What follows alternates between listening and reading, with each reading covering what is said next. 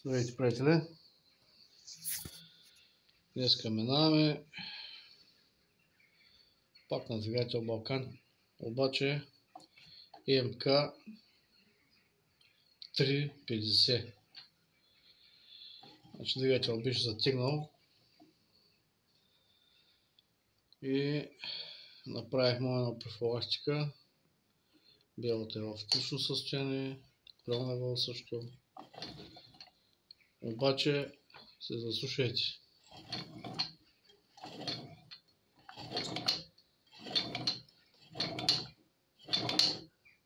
Защото са лагерите на крана лево. Тук е гледам ръждаема.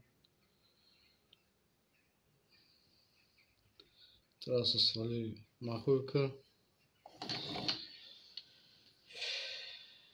и да се види чукчето да се зачисти и така нататък.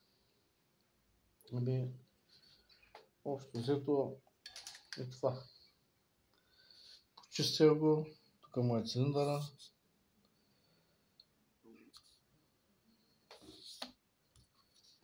Готовото.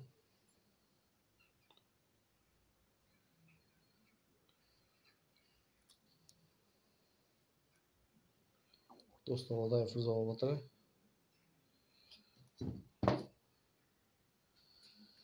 Общо взето има шанс да стане. МК 350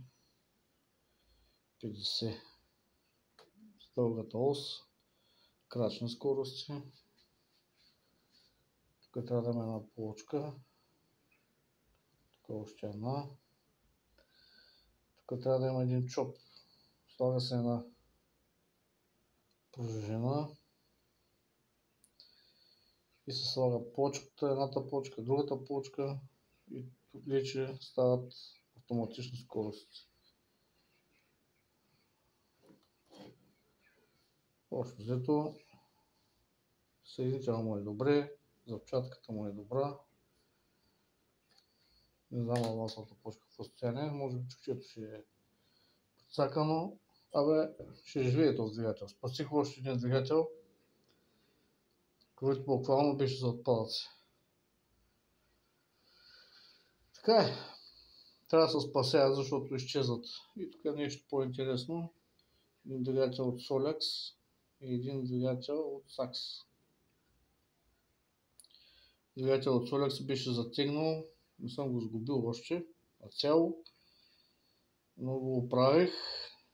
Но другия двигател от Sachs, който е доста рядък, не съм го оправил, защото ми даде доста зор. Това е, което исках да ви кажа и да ви покажа всъщност.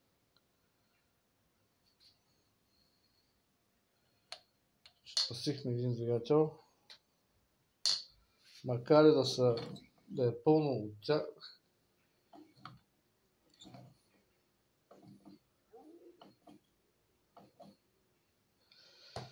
да е пълно с тях, с тези двигатели, тъй като ние сме ги произвеждали.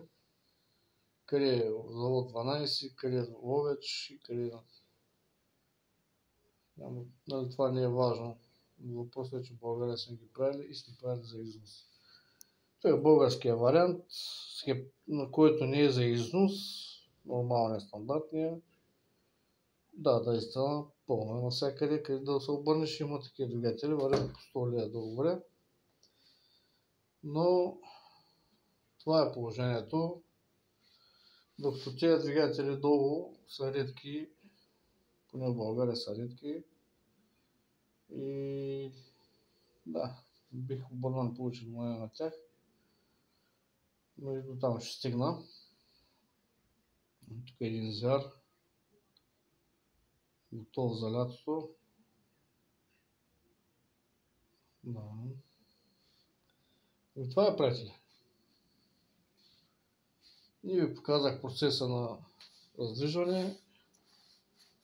Просто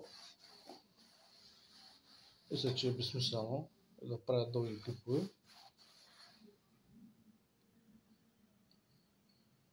Но поне да ви покажа нещо.